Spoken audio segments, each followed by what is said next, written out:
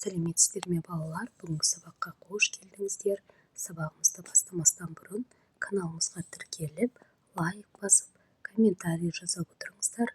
Жазылған комментарийға міндетті түрде жауап қайтаратын боламыз.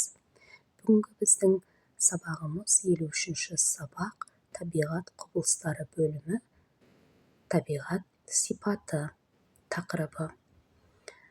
Сәйкестендір.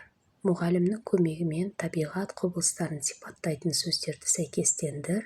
Мысалы, ашық аспан, сақылдаған аяз. Енді балалар бізге берілген сөздерді сәйкестендіреге.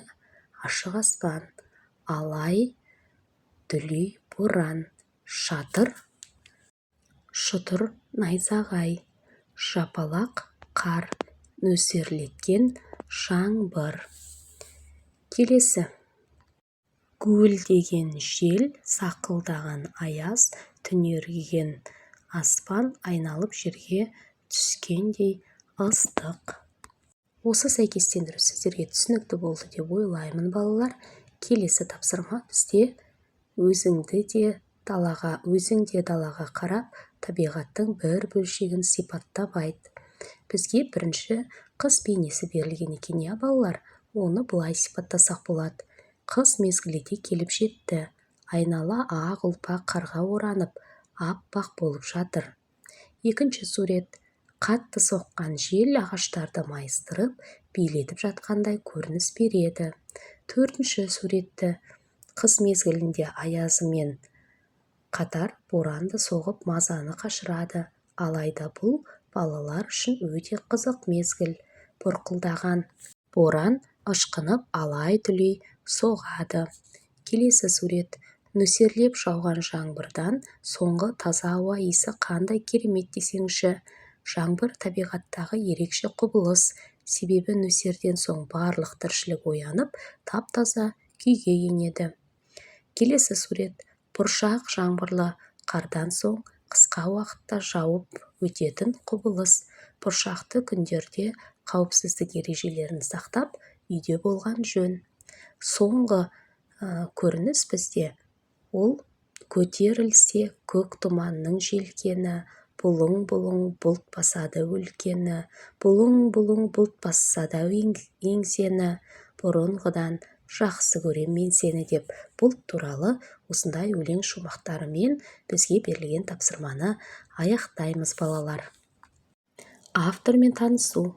Қастек Баянбай, ақын, 1936 жылы Алматы облысы Алакөл ауданы Талдыбұлақ жерінде дүниеге келген. Ақын өлеңдерінде балалар өміріндегі оқиғаларды қызықты да түсінікті тілмен баяндайды. Араша, ақ шағала, құс сүті, балаларға базарлық, тағы басқа кітаптары бар. Түсініп оқы. Не жауып тұр? Далада нөсер жауып тұр, иә балалар? Не жауып тұр? Қоюланып қара бұлт көкті көктеп, жаңбыры шыға алмай далаға, отыр елдің барлығы.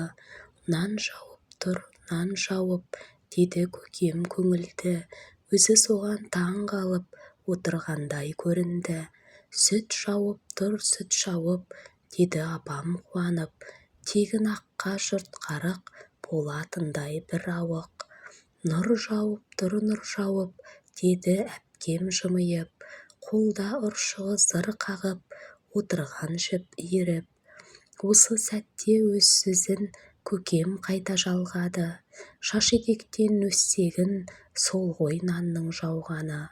Апам сондай емес пе, ойлайтыны малқамы. Сиыр тояр көгесте, сол ғой сүттің жауғаны. Шешіп ойын жұмбақша, әпкем тағы сайрады.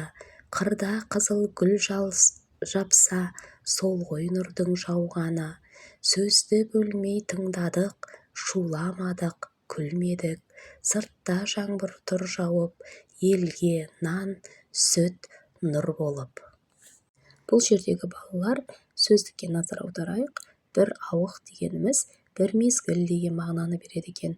Ал шаш етектен деген мол, орасан көп ауқат ақта дейді. Қарық болу дегеніміз барлығына бірдей сүт өнімдерінің мол болуы дегенді білдіреді екен. Келесі бізде үшінші тапсырма: отбасы мүшелері жаңбырдан қандай жақсылық күтеді? Отбасы мүшелері жаңбырдан шаш етектен егін өссе, сиыр және басқа да малдар көкке тойса, қырдың бәрін қызыл гүл жапса екен деп күтеді. Төртінші сұрақ: жаңбырдан басқа табиғат құбылыстарының адамзат тіршілігі үшін қандай пайдасы бар?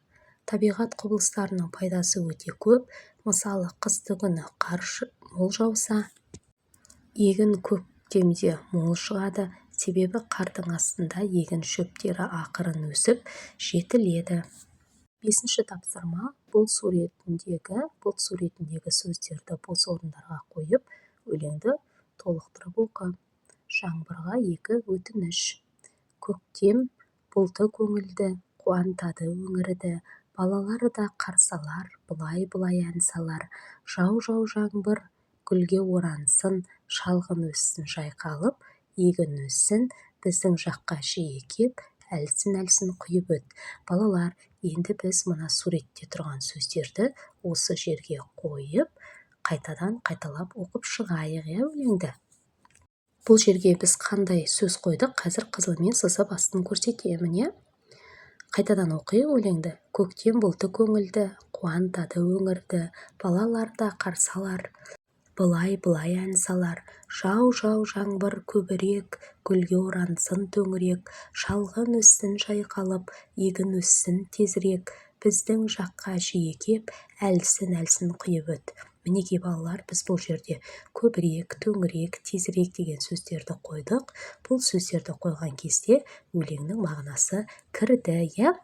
Енді біз келесі қандай сөздерді қоямыз?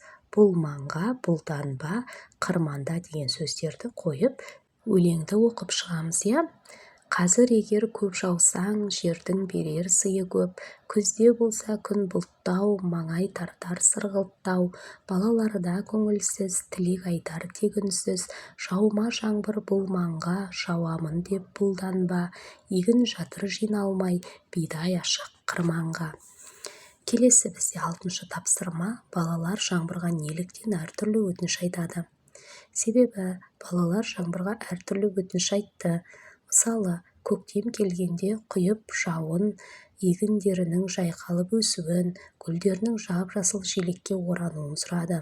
Ал күзде бізге жаңбыр нөсерлетіп жаумашы. Қырмандағы бидайымыз, егініміз әлі жиналып үлгермеді. Себебі күзде керісінше көп жауса, егін уақытында жиналмай, еңбектері босқа кетуі мүмкін. Сол үшін де балалар жаңбырға әртүрлі өтініш айтты. 7-ші тапсырма: жаңбыр жауса, ел ырысы деген халық нақылын пайдаланып, өлеңдердің негізгі ойын түсіндіріңдер. Шіркін, табиғат көп деген тылсым құбылыстарға толы ғой. Соның бірі жаңбыр. Ата-бабаларымыз қашанда жаңбырды нұр деп есептеген. Жаңбыр жаумаса, жер жетім, жаңбырменен жер көгерер, батаменен ел көгерер. Жаңбыр жауса, жер ырысы деген мақал-мәтелдер соған дәлел бола алады. Себебі жаңбыр көп деп жауса, адамдар ырыс несібеге көптен кенеледі. Ол егін молынан шығады, өнім көп болады дегенді білдіреді. Балалар, осымен біздің сабағымыз аяқталды. Келесі сабақта кездескенше сау саламатта болыңыздар.